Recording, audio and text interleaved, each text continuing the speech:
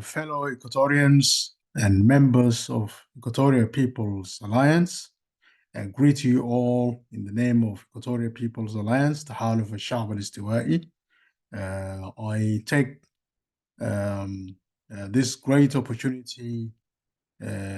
of the fourth anniversary of Equatoria People's Alliance founding on the 29th of August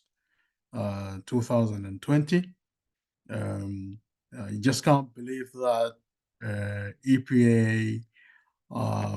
is 4 years old. This is the fourth anniversary, as I said, and I wish to extend my greetings, my warmest greetings to all the members of Equatorial People's Alliance, and of course, more importantly, to the people, our people of Equatoria, our people of Greater Pibor Administrative Area, as well as fellow members of our citizens in different parts of South Sudan. I greet you all and I extend my greetings and best wishes on this day, the 29th of August, 2024, as we remember the motivation and the drivers for the establishment of EPA back in 2020. I'm therefore greatly honored to be extending my best wishes and greetings to all of our members in the diaspora, as well as in back in Equatoria and in Greater Pibor Administrative Area and across all of South Sudan. Our country, as things stand today, our country is still in the throes of uncertainty, in the throes of uncertainty about the future and the way forward. After more than 4 years since Equatoria People's Alliance burst onto the scene. So I think it's very important to remember the motivation and the drivers and the reason why Equatorial People's Alliance came into existence as we mark this fourth anniversary of EPA. We have come a long way and we have set our eyes to the future of Equatoria and the liberties and freedoms of our people in Equatoria, and of course across all of South Sudan. The reason Equatoria People's Alliance came into existence is primarily because the situation in our country since its coming into statehood, since its existence um, uh, as an independent country, has not fulfilled the expectations, the noble expectations of all of our people. And it's therefore for these reasons that our country is a failed state today because of the government, the so-called government of the state, the independent state of South Sudan. We have lived through a huge, amount of destruction, huge amount of atrocities being committed against our people in the country, the lack of democratic space, the lack of freedoms, the lack of the enjoyment of liberty in our country since it's coming into existence as an independent state, and therefore we are all consumed by this conflict that started and emerged in South Sudan from since 2011, 2013, to be more specific. First of all, the there were certain drivers that really fomented the conflict in South Sudan. Top of the list is the corrupt practices of the government of South Sudan. That corruption was allowed to fester and fatten in our country, in South Sudan, long even before we became independent in 2011. And this corruption that reared its ugly head in South Sudan and Equatoria was driven by leaders of the People's Liberation Movement, the SPLM. They cultivated and fomented a very corrupt, lawless, authoritarian system in our country, which bred conflict. And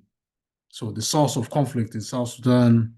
was entirely due to the failures of the leaders of the SPLM to consolidate, their priorities, select and focus their minds on the priorities that would address the challenges of the country. On the contrary, they allowed corruption to fester and fomented a climate of impunity, fomented a climate of lack of accountability in the country, even within their own governing institution, the SPLM. They showed no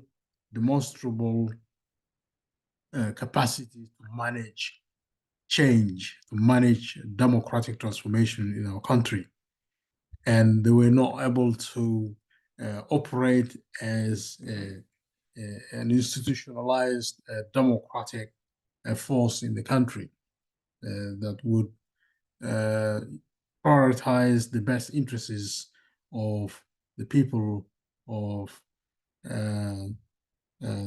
South Sudan. They did not focus their minds on prioritizing the delivery of government services and mandate to fulfill the expectations for which our people struggled for many, many decades since South Sudan is still in the formative stages back in 1947 on through the first liberation struggle of South Sudan Liberation Movement in 1955, which was sparked off by the Torit uprising on the 18th of August 1955. And then, after 17 years of struggle in South Sudan led by the Anyanyas, and the Addis Ababa Agreement was signed, which allowed some breathing space for people to attempt to manage their own affairs, to try to govern themselves. And unfortunately, the experience of the 1972 system of government in South Sudan came to a head, and also because of the emergence of the ugly head of corruption, impunity, and lack of accountability, and more importantly, tribalism and nepotism, which reared the ugly head in the processes of self-government in the country. So, as if we haven't learned enough from the experience of 1972 to 1982, the 10-year period in which we, as South Sudanese, governed ourselves under the autonomous agreement for self-autonomy in South Sudan. Unfortunately, we did not learn from that historic opportunity to govern ourselves, and the failures that occurred and the lessons that should have been drawn from the failures of our regional autonomy, which was brought into fruition by the Addis Ababa Agreement in 1972. Now, we're still going through the throes of conflict, and the conflict and the source of this conflict is the government of South Sudan, no one else. The conflict that we saw emerging and consuming the lives of people has got one source, which is the failed SPLM system. That conflict,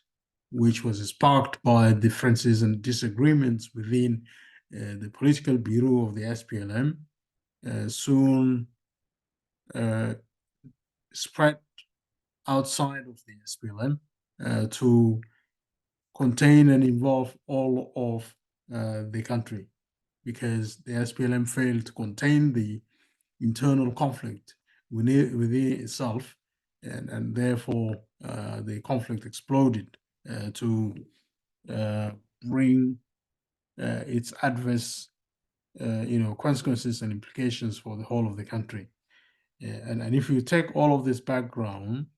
it also fomented the exodus of many, many thousands, of Equatorians from their homes into refuge. And we have said on several occasions, just as a reminder, that more than 1.8 million citizens of Equatoria were forced to flee their own country, their own homelands, into refuge in Uganda, in Kenya, in Egypt, and many other countries in the region and abroad, and as well as in the diaspora. So that is what brought, the implications, and quite forcefully, in the minds of Equatorians who were now faced with the challenge of being stateless and being dispossessed of their lands, being dispossessed of any exercise of political power in the country, as exercise of political power shifted to become concentrated in hegemonic enclaves, in tribal cocoons, in tribal outfits. The SPLM itself has turned into a tribal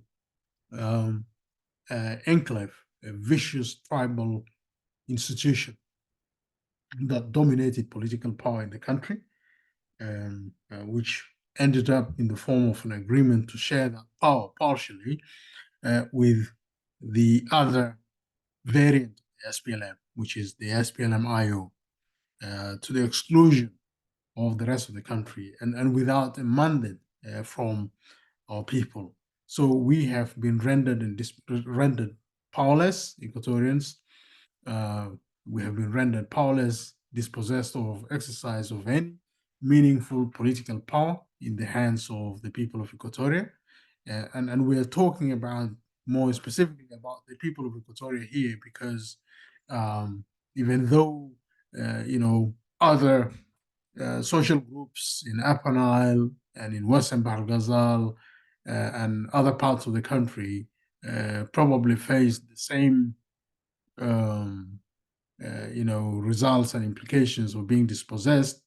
of any meaningful participation in the processes of government, in the processes of political decision making. But I think, like one of my colleagues said, you can only cry so much for all of the country, but I think you should cry first for your own home, to find ways to salvage your own situation. Help yourself before you can go and help others. And I think from that premise,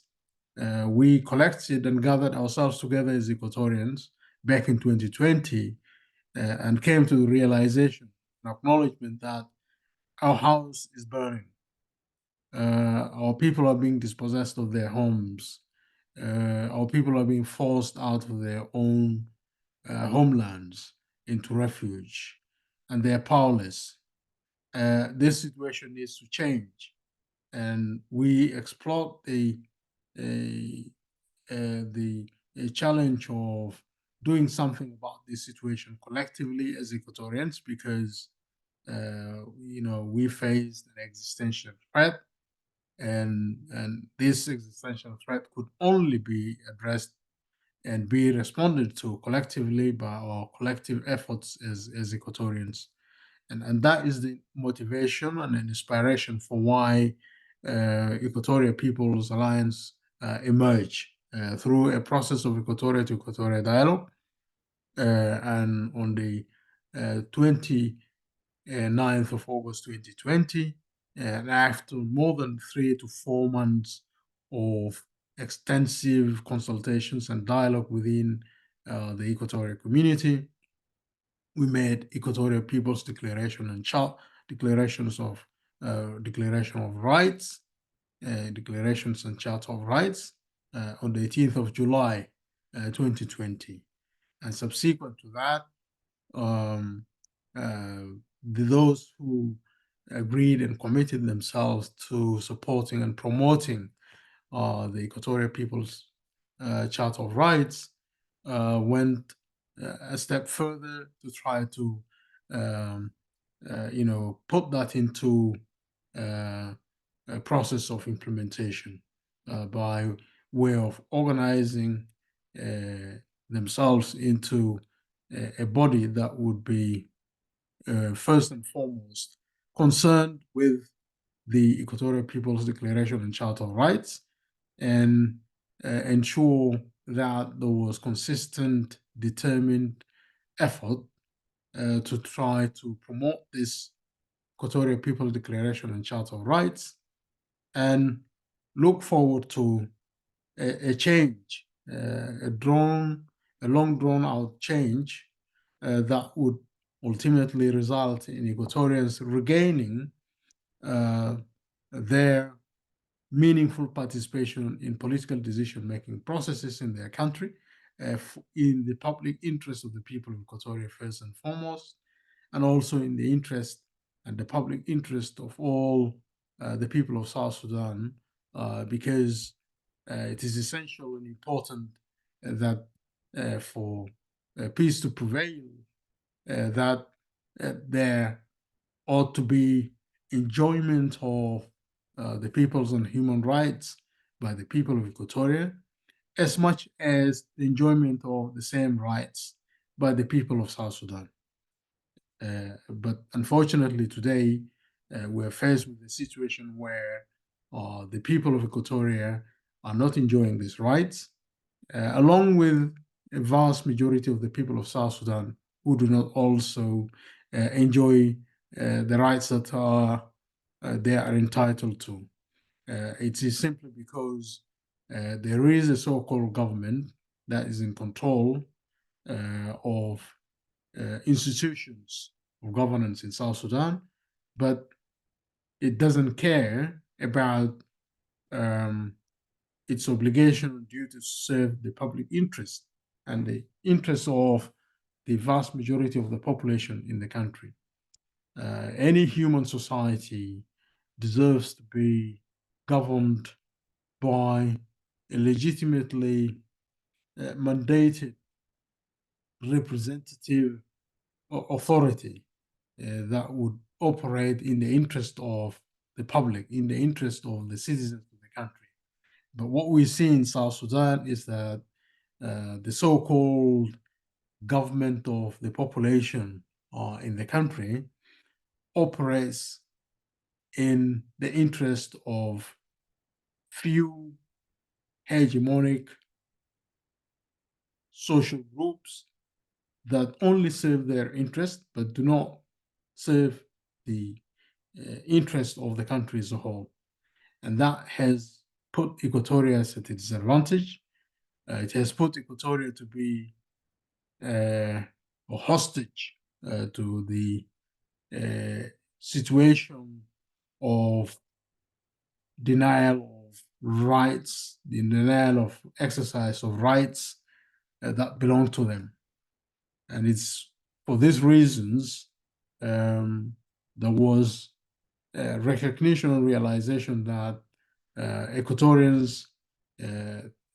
cannot expect miracles to happen without their participation, without their meaningful participation to change the current state, the state that we're in, so that we can, go and come to a new state,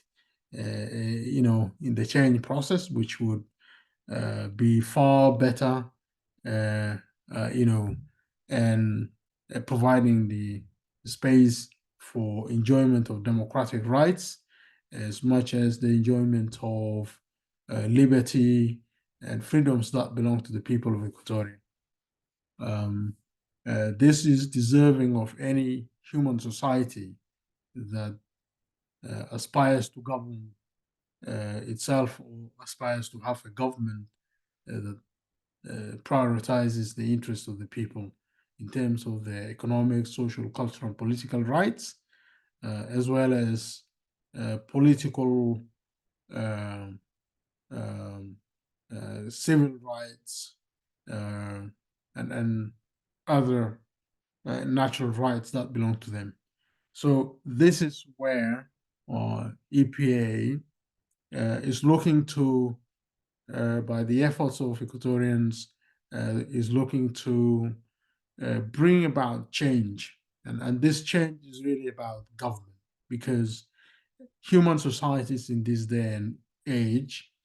um, are entitled to govern themselves by their collective resources and institutions, and the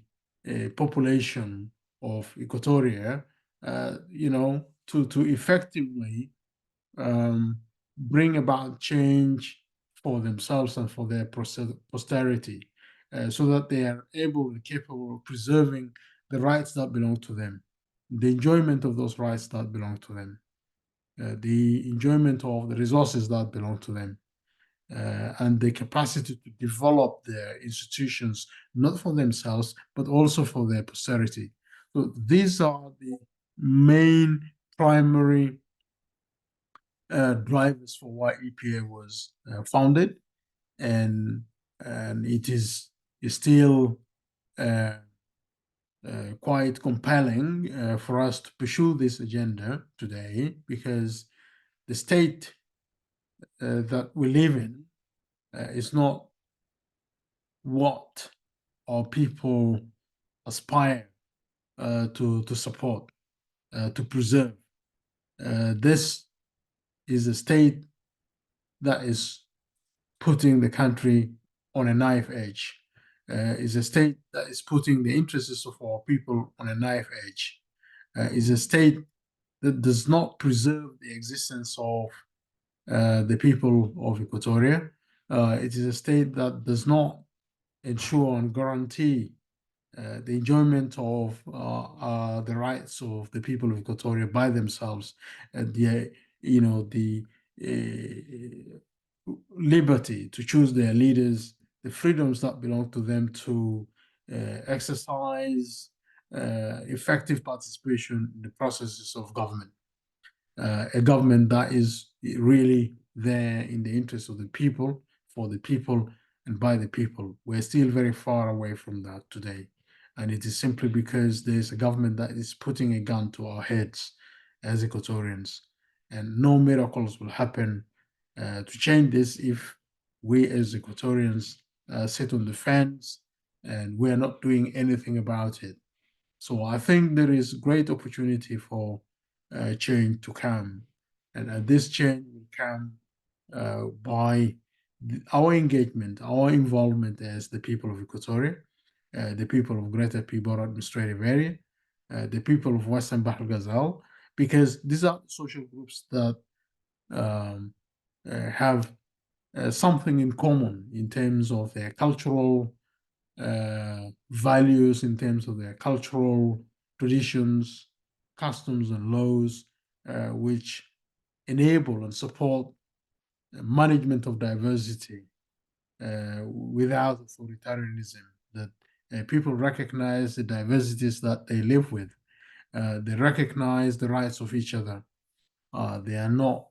necessarily, involved in violent conflict to uh, basically, breach or encroach upon the rights of each other. These are not the values that the Equatorial society, um, encourages. There's a fundamental uh, social fabric that has developed in the people of Equatoria, in the region of Equatoria, over a long period of time, which has created this sense of identity as Equatorians and as a one people, as a nation, which is very rare in South Sudan. Equatorians do not want to lose this, you know, uh, cultural, historical heritage of having evolved into a nation uh, with common values, shared sense of identity, and a shared sense of direction as the people of Equatoria. Uh, so for these reasons, I think is a great um, opportunity for us, today to contribute in whatever capacity, in whatever ways that we are capable of, to effect change, to bring about change, and preserve the hopes of the people of Equatoria for a greater future for them and for their children, for their posterity, a greater future that would preserve their existence, their identity, their values, their homelands. And that can only be preserved in a state, in a new state,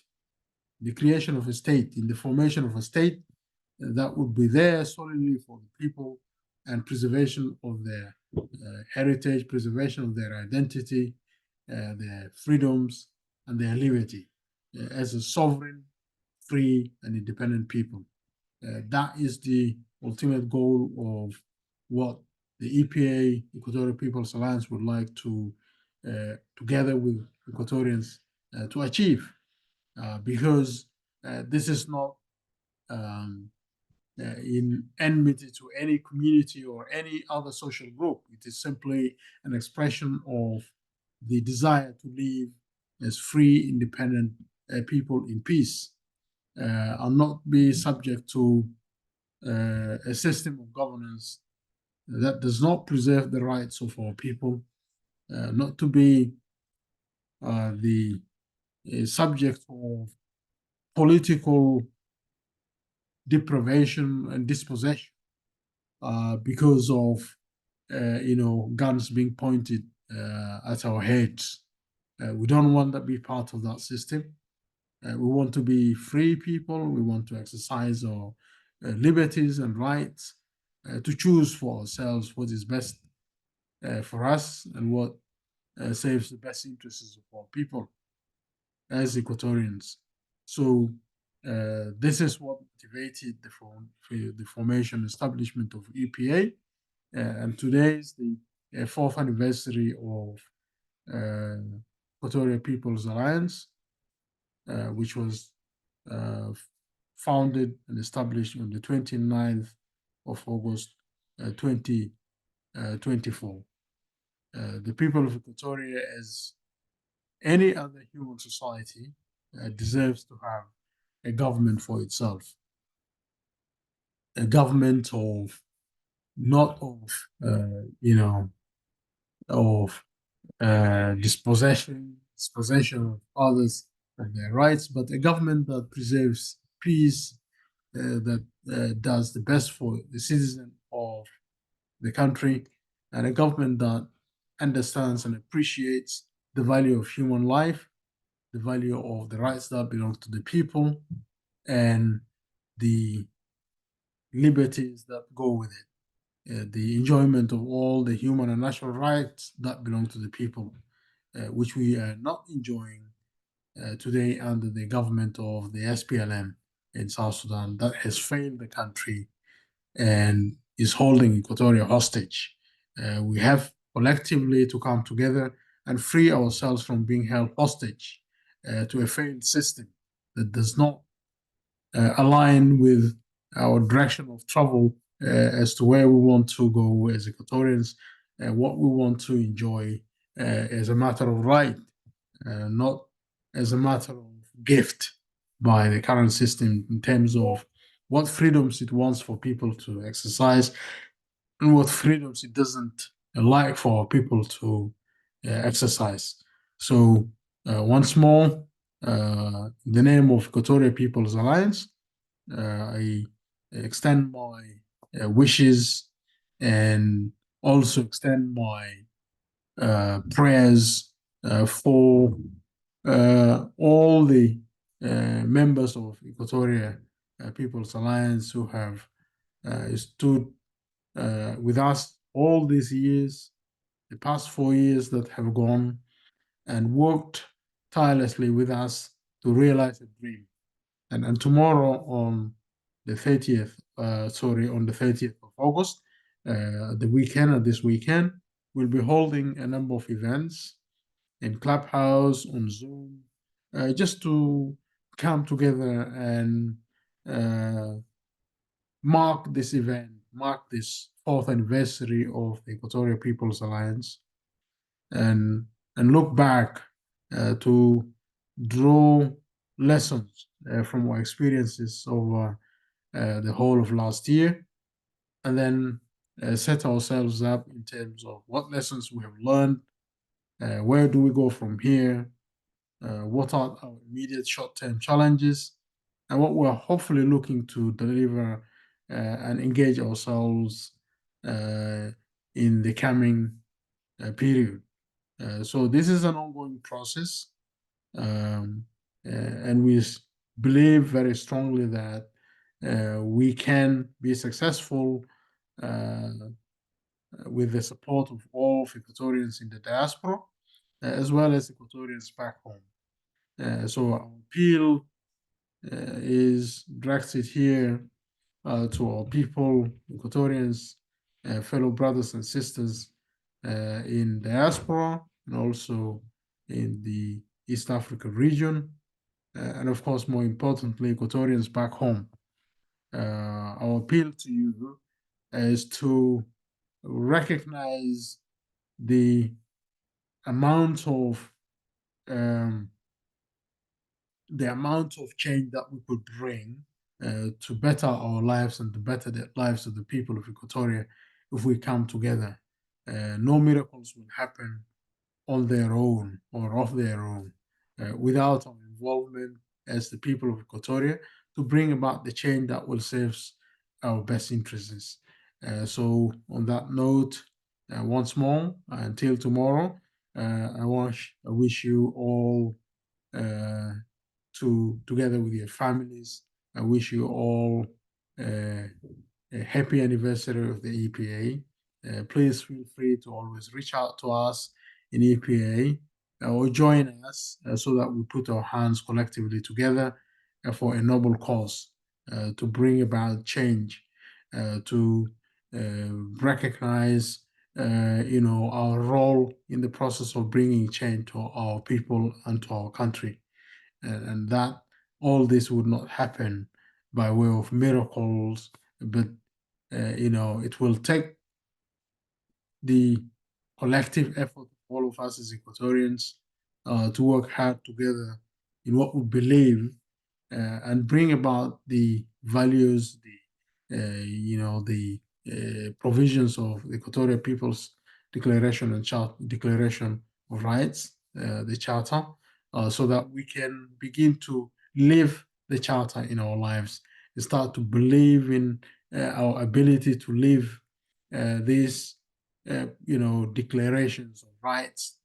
for people in our own homeland. So once more, thank you, and may God bless you all. God bless Equatoria. God bless you all. Thank you.